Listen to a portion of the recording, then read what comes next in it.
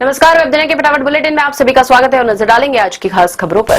Lok Sabha speaker Om Birla ने सदन में हुए हंगामे की कड़ी निंदा करते हुए कहा कि प्रधानमंत्री नरेंद्र मोदी के साथ अप्रत्याशित घटना हो सकती थी, इसलिए उन्हें सदन में आने से मना किया गया। भारी शोर शराबे के बीच कार्रवाई शुक्रवार तक स्थगित कर दी गई। दूसरी ओर भाजपा सांसद मनोज तिवारी ने कहा कि पीएम मोदी पर हो सकता था हमला।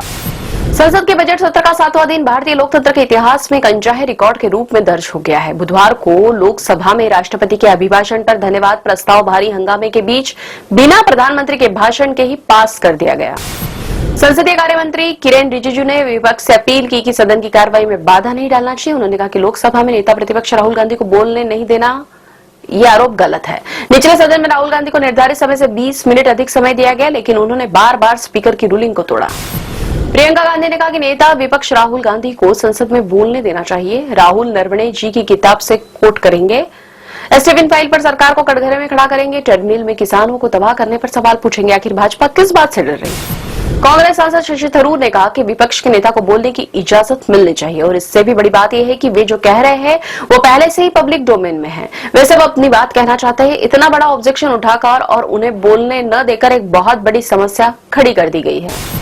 राज्यसभा में केंद्रीय मंत्री जेपी नड्डा और कांग्रेस अध्यक्ष मल्लिकार्जुन खड़गे के बीच तीखी बहस देखने को मिली। नड्डा ने बिना नाम लिए राहुल गांधी को अबोध बालक कहा।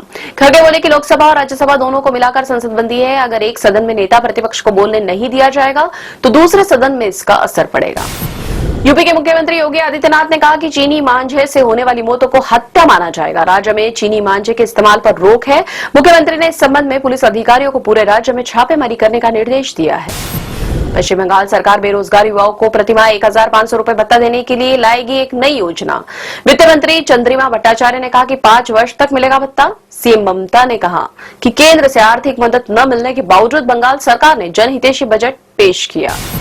अमित शाह ने सहकारी कैब सेवा की शुरुआत की। भारत टैक्सी की सेवा को 3 साल के भीतर देश भर में शुरू कर दिया जाएगा। यह तुलनात्मक रूप से सस्ती होगी और ड्राइवर्स को भी मिलेगा लाभ।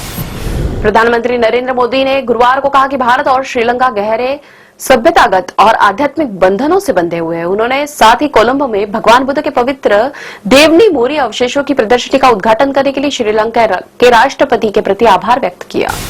बिहार विधानसभा में मुख्यमंत्री नीतीश कुमार ने कहा कि हमारा लक्ष्य अगले 5 साल में बिहार के प्रति व्यक्ति आय को दोगुना करना है। मैं बिहार को केंद्र की तरफ से मिली उदार मदद के लिए प्रधानमंत्री मोदी को सलाम करता हूं। सरकारी aerospace company Hindustan aeronautics limited यानी कि एचएएल ने गुरुवार को कहा कि वह 5 तेजस लड़ाकू विमान भारतीय वायु सेना को सौंपे जाने के लिए तैयार है। लोकसभा में सरकार और विपक्ष के बीच जारी गतिरोध के बीच कांग्रेस ने गुरुवार को एक पुराने वीडियो का हवाला देते हुए दावा किया कि भाजपा ने वर्ष 2004 में तत्कालीन प्रधानमंत्री मनमोहन सिंह को राष्ट्रपति के अभिभाषण पर धन्यवाद प्रस्ताव पर जवाब देने से रोका था। कांग्रेस ने वीडियो का अंश भी साझा किया।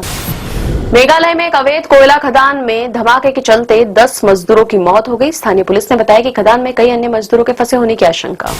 सुप्रीम कोर्ट ने पश्चिम बंगाल सरकार को अपने कर्मचारियों को डीए का भुगतान करने का निर्देश दिया। शीर्ष अदालत ने सरकार को 2008 से 2019 की अवधि के लिए अपने कर्मचारियों को महंगाई भत्ते का भुगतान करने का निर्देश दिया। पूर्व चुनाव रणनीतिकार प्रशांत किशोर की जन स्वराज पार्टी ने बिहार विधानसभा चुनाव 2025 को चुनौती देते हुए राज्य में नए सिरे से चुनाव कराने का अनुरोध करते हुए उच्चतम न्यायालय में याचिका दायर की। इस मामले की सुनवाई शुक्रवार को होने की संभावना है। भारतीय क्रिकेट टीम के कप्तान सूर्य कुमार यादव ने पाकिस्तान के T20 विश्व कप मैच के बहिष्कार पर कहा कि हमने मना नहीं किया, उन्होंने किया है। हमारी फ्लाइट बुक है, हम जा रहे हैं। शेयर बाजार में फिर गिरावट। सेंसेक्स 504 अंक गिरकर 83,314 अंक पर बंद हुआ। निफ्टी 133 अंक घटकर 25,643 अंक पर हुआ बंद। डॉलर के मुकाबले रुपया मजबूत हुआ। हिट फ्रेंचाइजी मिर्जापुर अब सिनेमा घरों में मचाएगी धमाल। मिर्जापुर द मूवी की रिलीज डेट का हुआ ऐलान। 4 सितंबर को रिलीज होगी फिल्म में दिवेंदु की मुन्ना भैया के किरदार में वापसी। जितेंद्र कुमार, रवि किशन जैसे कलाकार भी आएंगे नजर। रानी मुखर्जी की फिल्म मर्दानी 3 को मिल रहा है अच्छा रिस्पॉन्स। फिल्म में छठे दिन किया 2 करोड़ 20 लाख रुपए का नेट बॉक्स ऑफिस कलेक्शन। मर्दानी 3 का टोटल कलेक्शन हुआ 24 करोड़ 55 लाख रुपए। अभिराज मीनावाला ने किया है फिल्म का निर्देशन। ये थी वेब दुनिया के फटाफट बुलेटिन और ताजा अपडेट के लिए लगातार बने रहे हमारे साथ। विजिट करें वेब दुनिया पर।